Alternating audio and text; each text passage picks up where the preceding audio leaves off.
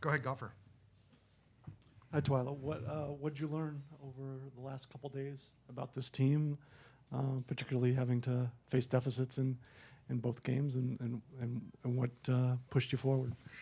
Yeah, I don't know if I've learned anything I didn't already know about this group, but it's one thing to know these things and then to see it in action. But coming from behind, 2 games like back to back, it's impressive. It's hard to do. It's hard to score goals. It's hard in tournament setting.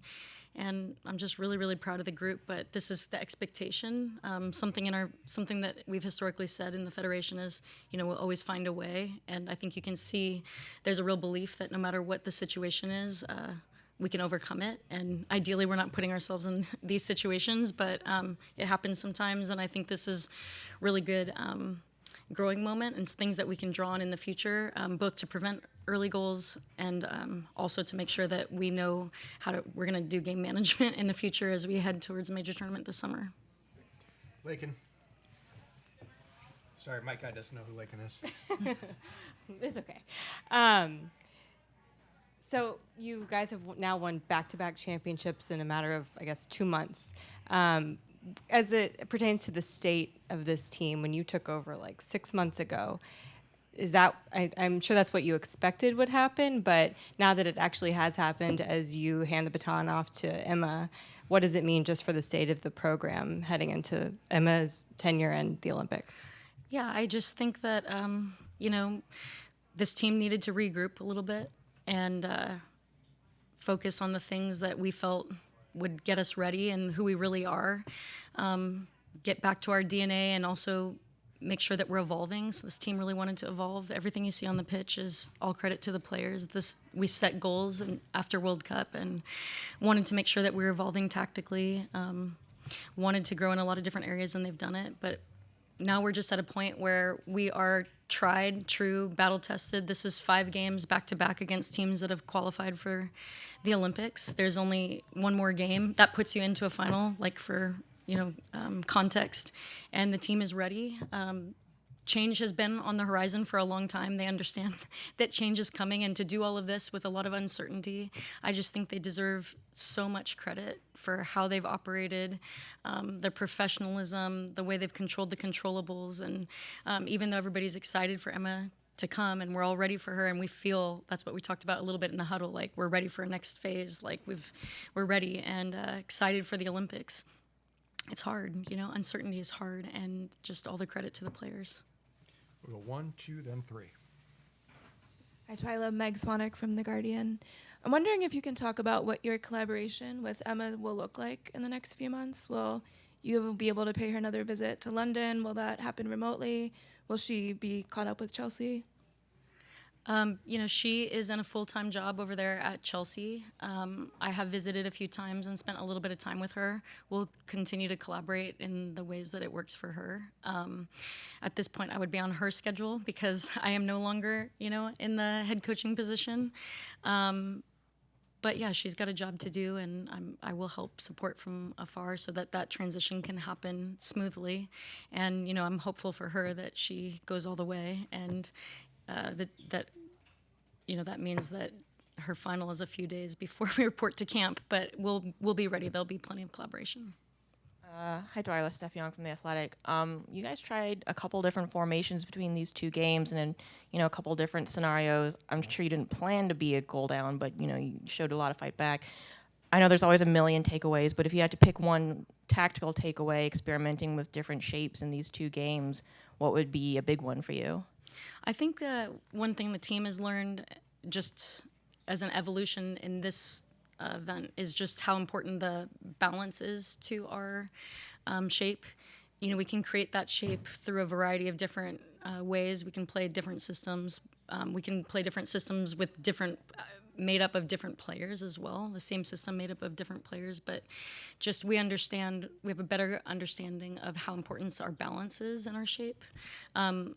Against Japan, we saw that if we created a scenario where basically whatever they took away, we had options. I mean, as simple as left, right, and split, but it's not that simple because the game is moving and evolving and teams are pressing in different ways.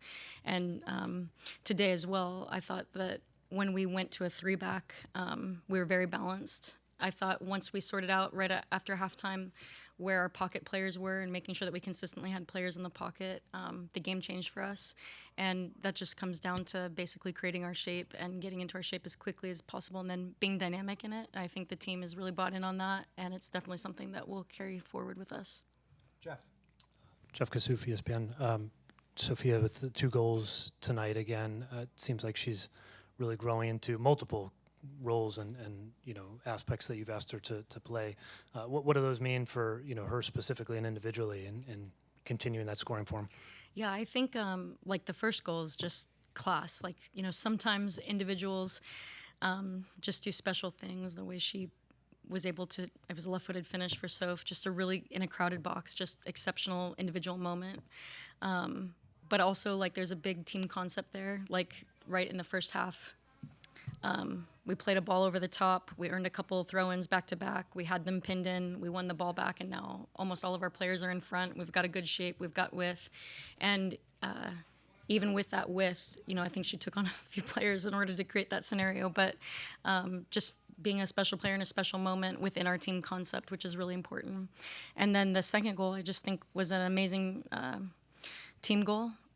2 passes forward is exactly what we talked about at halftime, finding somebody in the pocket, playing forward. I think it was Trin maybe that slipped the ball in, respecting the runner, Soph running hard, and still those aren't easy to finish. And I think that just shows a little bit of synergy between Trin and Soph, who haven't played that close together recently, but also just class finish from Soph. And we're just really proud of her. She can play multiple positions. She can score a variety of different type of goals. And she's doing great. Brianna McKay, the Columbus Dispatch. Obviously, this was in Atlanta. Atlanta was like 50,000 people, but it's still a more intimate setting. How it was like playing here? What was the energy like going into penalty kicks? Yeah, I mean, the entire time the stadium was just like going off. It was an incredible environment, and I think it helps a lot. The energy was really good. It felt like just really exciting on the sideline. Like I really enjoyed the game, and I enjoyed the fans, and walking up the penalties was unbelievable to hear USA chanting the entire time. But even walking up to the I guess inlet podium or whatever that was up there that we went and got the awards. Yeah. It's just incredible to see how invested the fans were in every single player. I mean, I could hear them calling out by name every player and just showing us lots of love, really strong. Claire Watkins with Just Women's Sports. Now that this is the last game as interim head coach, is there anything that you've learned maybe about yourself as a coach through this process, having completed the job of going through the Gold Cup and now the SheBelieves Cup? Yeah, I think like it just really takes everybody, and that was something that I set out to make sure everybody around me knew, like it was going to take all of us. And I think that was the right choice. I'm surrounded by just incredible people here. They're all professionals. They do an amazing job. And just being more inclusive of everybody in what we're trying to do every step of the way and allow them to play their part is just a big takeaway for me. And I kind of knew from the beginning that I thought the key for me to be successful, but it's not about me, it's about the team, was just to be myself, and I did, and that's not always the easiest thing to do so publicly, but started with the team and just really enjoyed it. And I think that's just maybe if there's anything I would want anybody else to take away from it, it's just be you and have no regrets and love every moment of it. Let's go online. Jonathan Tannenwald, go ahead. Thank you, Aaron. Congratulations, Twila. Jonathan Tannenwald of the Philadelphia Inquirer. I want to go back to something you said a moment ago, and it's something that we've heard you say a few times. Everything you see on the pitch is all credit to the players.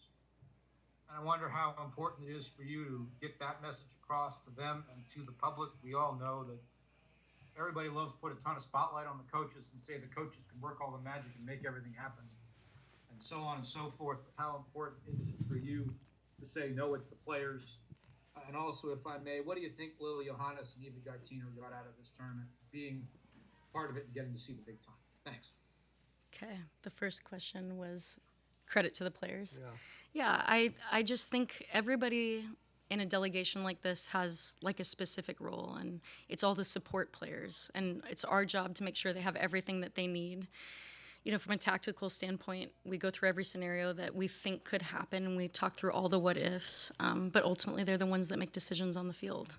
And that's why we train the way we do, so they can go ahead and make the decisions. And then it's not easy to execute at this level, and they have to execute as well. And so when I say all credit to the players, I mean all credit to the players. And if you think about this, what this group in particular has done, like when I look back, I don't want to use the word holding pattern, but we had a little bit of like a pause in the first camp. And it was like, let's send off some legends in Pino and JJ. And this is a group that like took that, celebrated them, but also made sure to get everything they could off of them in terms of what they thought would help us and take our learnings. And then this group decided they were going to apply it. And every time we moved away from it a little bit, we would go right back to what we agreed upon when we debriefed. The group did, the players did. Coaches can't do that. The players bought in on that. And then we've layered little things in all along. It hasn't always been easy. It hasn't always been comfortable. But they've gone right back to our agreements. And that's hard to do. Like, not everybody's going to agree all the time. But once you make an agreement, we either worked to change what we were agreeing to do, or we went right back to what we agreed upon. And that takes a lot of vulnerability, responsibility, hard work. And it's this group of players that have done it. And even though I've been alongside of them and we've had great people around side of them, like I said, they dealt with uncertainty while trying to make a roster, while trying to win, while trying to onboard people, while saying goodbye to people, while recovering from a World Cup. And I just can't say anything more about these players. They're incredible. Speaking of onboarding, Lily and Ava, what did they get out of it? Yeah, I think they're right where they're supposed to be. They came in, they had a lot of onboarding, a lot of extra meetings. There's a lot of details that go into both positions that they play. They're positions that have a lot of responsibility defensively, but also a lot of responsibility in attack. They got into our environment. They're learning everything that goes on around the hotel, in classroom, and on the field. They made some valuable contributions, really difficult at practice, and making practice more intense in the areas that they were in. And they both have indicated that they felt like they have gotten a lot out of this. And I know they're both hopeful that they will be coming back. But this is a slow process. It's not something that needs to happen right away. It's all about taking care to make sure that they are properly onboarded and get exposure that they can take back to their club environments and continue to work on the things that will help them have success at this level. Jade Garcia, go ahead. Hey, Twila. Yeah, as Aaron said, it's Jade Garcia from CNN. The cameras zoomed in on you after Alyssa Nair took her penalty kick, and you were standing there with just a massive smile, and it wasn't a nervous smile at all. So my two questions are, what was going through your head that very moment after Alyssa's penalty? And then separately, what are you most proud of about the team right now? I can't quite remember the first question, but how I felt about Alyssa. I mean, it's incredible, you guys. Is it not incredible? I mean, nerves of steel, getting it done. By the way, I think she had 3 PK saves in the first time we played Canada, and scored the goal. And I think she just repeated that, and that's all in the matter of like 35 days or something like that. It's incredible. And no, I wasn't nervous. I also know that, you know, how I was going to feel about the game wasn't going to come down to one moment. And I had a pretty good feeling that she was going to deliver. But it's just incredible to watch and be here live and know how prepared she is. I mean, she is prepared for every PK that she could possibly face.